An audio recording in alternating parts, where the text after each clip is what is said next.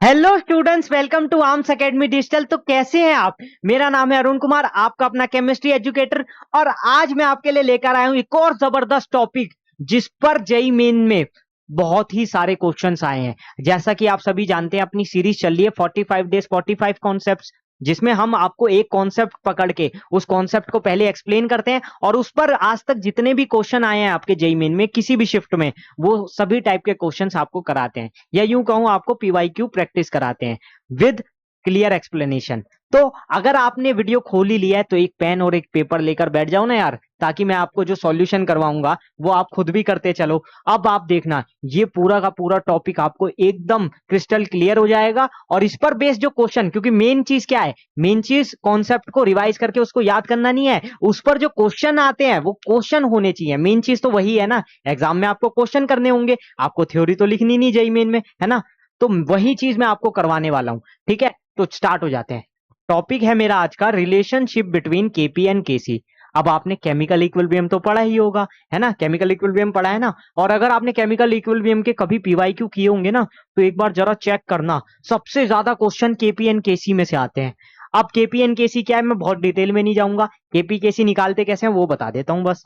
जैसे कोई यहां पर रिएक्शन लिखी है, केसी का रिलेशन होता है कंसंट्रेशन से, केपी का रिलेशन होता है प्रेशर से। ठीक है, अब देखो जैसे ये रिएक्शन लिखी है, A plus B B gives C C plus D D. अब देखो इसकी मुझे अगर केसी निकालना है तो क्या करना होगा, प्रोडक्ट की कंसंट्रेशन अपॉन रिएक्टेंट की कंसंट्रेशन। तो देखो यहां पर प्रोडक्ट क्या है, सी प्लस डी। ठीक है, तो सी की कंसंट्रेशन इनटू में इसकी पावर हो जाएगी जो इसका कोफिशिएंट है यानी कि सी, इसमें इसकी पावर हो जाएगी इसका कोफिशिएंट यानी स्मॉल डी, अपॉन में रिएक्टेंट की कंसंट्रेशन। देखो तो ए की कंसंट्रेशन की पावर ए, क्योंकि कोफिशिएंट इसका ए है, इसका कोफिशिएंट बी है, तो बी की कंसंट्रेशन की पावर बी। ठीक है, ये हो गया केसी। केपी के केस में बस प्रेशर कर देंगे, सारी चीजें सेम रहेगी। जैसे यहाँ प्रेशर ऑफ सी की power C up into pressure of D की पावर डी, अपॉन रिएक्टेंट का देख लो, प्रेशर ऑफ ए की power A into pressure of B की पावर बी। ठीक है, तो ऐसे हम निकालते थे। अब इसका एक रिलेशन आता था। ठीक है, डेरिवेशन मैंने, अगर आपको देखना है तो मैंने जो लेक्चर करवाए हैं ना आपको केमिकल इक्विलिब्रियम में, वहां आप जाके देख लो फुल। लेकिन यहाँ पर क्योंकि हमें शॉर्ट में देखना है तो मैं आपको डायरेक्टली बता देता हूँ। आप ये याद कर सकते हो, केपी इक्वल्स टू के सी इंटू आर टी की पावर डेल्टा एन जी, या केसी की तरफ लिखोगे तो इसको इधर ले जाओ, तो KC equals to KP R T की power minus delta N G. इन दोनों में से कोई भी एक्सप्रेशन याद कर लो, काम चल जाएगा।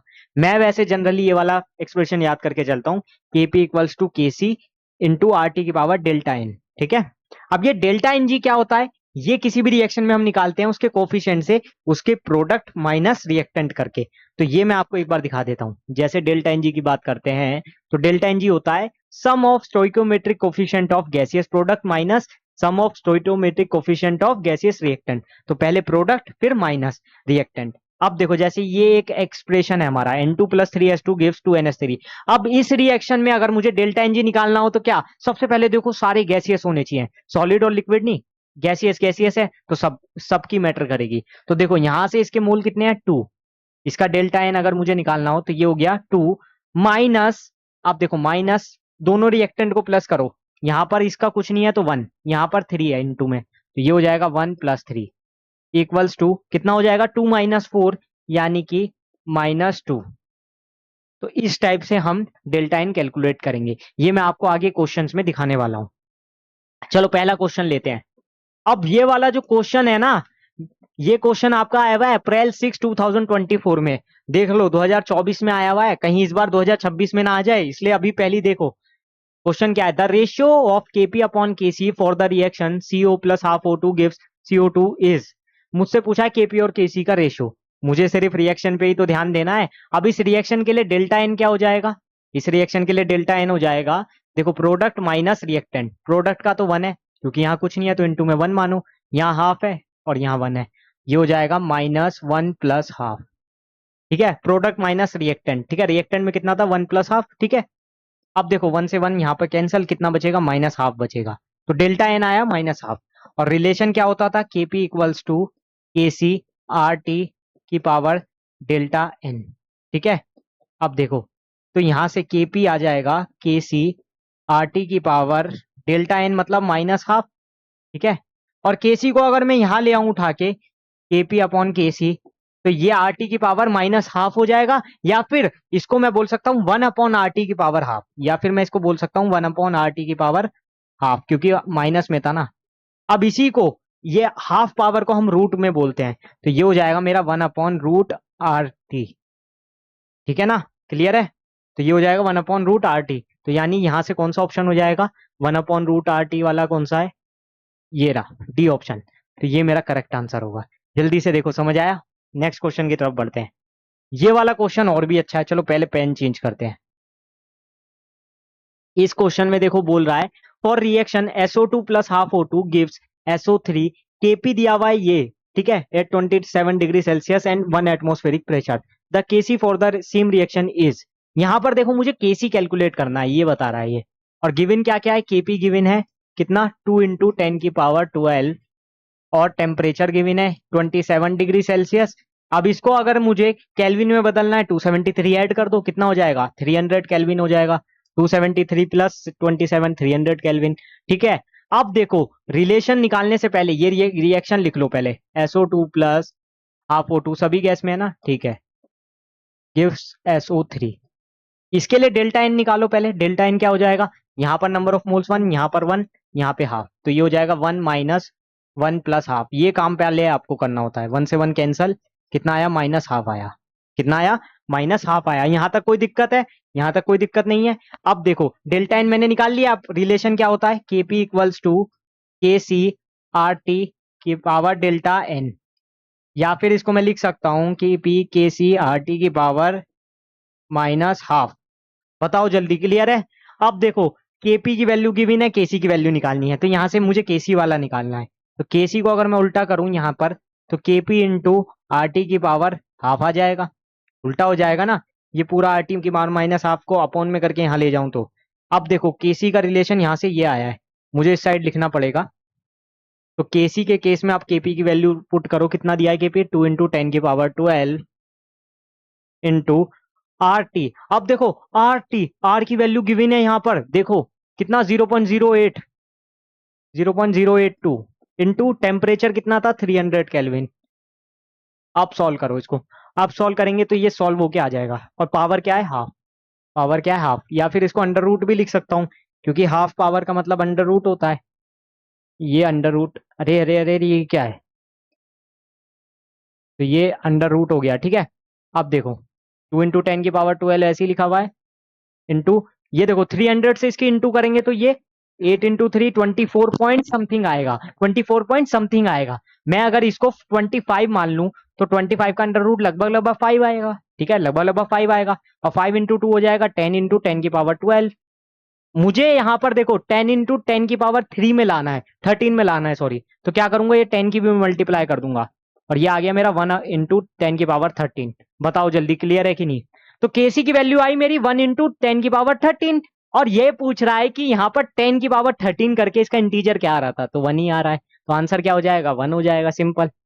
ठीक है, बताओ जल्दी, क्लियर है? सिंपल क्वेश्चन था यार, इतना सिंपल क्वेश्चन आता है। चलो एक और देखते हैं। ये वाला क्वेश्चन देखो, पिछला वाला तो हमारा जनवरी 31, 2023 में आया था। अब ये वाला आया है हमारा April 4, 2024 में। देख रहे हो कितने ज्यादा इंपॉर्टेंट हैं ये क्वेश्चंस।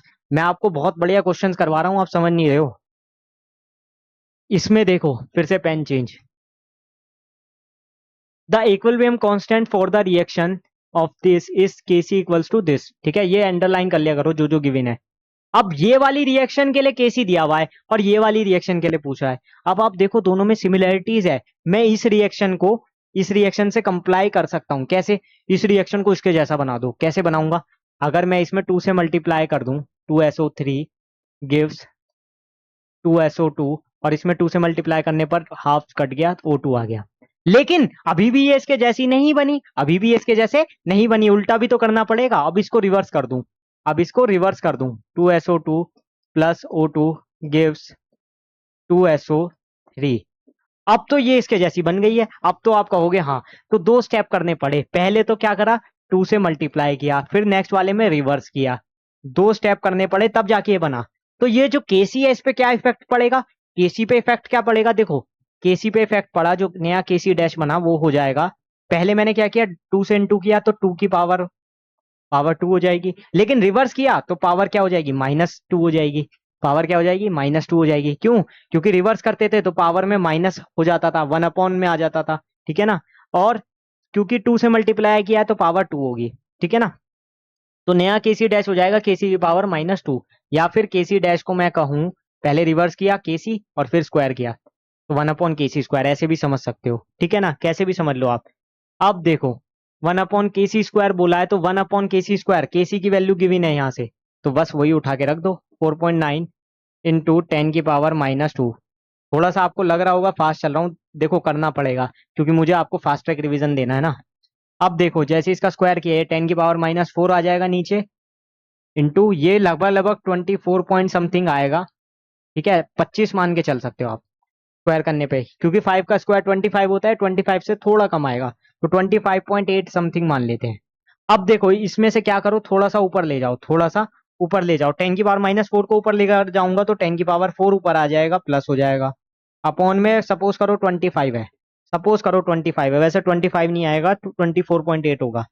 तो यहाँ पर 100 इंटू 10⁻² लिख दूं और ये अपॉन में 25 करूं तो ये लगभग 4 आता है, लगभग 4 आता है, और 4 इंटू 10⁻² लगभग 400 आता है। लेकिन ये 400 से ज्यादा आएगा क्योंकि नीचे 24.8 है, नीचे 24.8 है, ऐसे मान के चलो ना, 24.8, तो ये 4 से कुछ ज्यादा आएगा, 4.1 आएगा, तो ये लगभग 410 के आसपास आना चाहिए। अब देख लो इसमें से, यहाँ पर आप वैसे भी कंप्लाई करके देख सकते हो, 4.9 नहीं, 41.6 नहीं, 49 नहीं, कितना होना चाहिए, 416, 410 के आसपास यही आ रहा था बस। तो ऐसे भी आप पूरी कैलकुलेशन नहीं कर रहे हो, आप अपना कंप्लाई करके भी आंसर निकाल सकते हो, कंपेयर करके भी निकाल सकते हो, ठीक है। अब नेक्स्ट देखो, इसका मैंने पहले से ही आपका आंसर लिख लिया है क्योंकि टाइम बचाना है मुझे। अब देखो, कंसीडर द रिएक्शन, वैसे मार्च 17 2021 में आया हुआ है, अच्छा क्वेश्चन है। Consider the reaction N2O4 gives to NO2, the temperature at which Kc equals to this, Kp is equal to this is this of the nearest integer, assume all gases are ideal and R equals to this। अब देखो मुझे क्या करना है, मुझे temperature निकालना है, ये तो समझ आ गया, केल्विन दे रखा है मतलब समझ जाओ यार टेम्परेचर है, इतना तो कोई भी समझ जाएगा टेम्परेचर है। केल्विन देखते ही, केल्विन केल्विन किसकी यूनिट है, टेम्परेचर की है बस, ठीक है। तो अब देखो इसमें करेंगे क्या, पहले मैंने रिएक्शन लिख ली, अब इस रिएक्शन का डेल्टा एन निकालेंगे कैसे, प्रोडक्ट माइनस रिएक्टेंट, 2 - 1 1 आ गया, ये तो सबको पता है। रिलेशन वही घिसा पिटा पुराना अपना, KP equals to KC R T की पावर डेल्टा एन। अब इसमें डेल्टा एन यानी 1 रखो तो KP equals to KC into R T.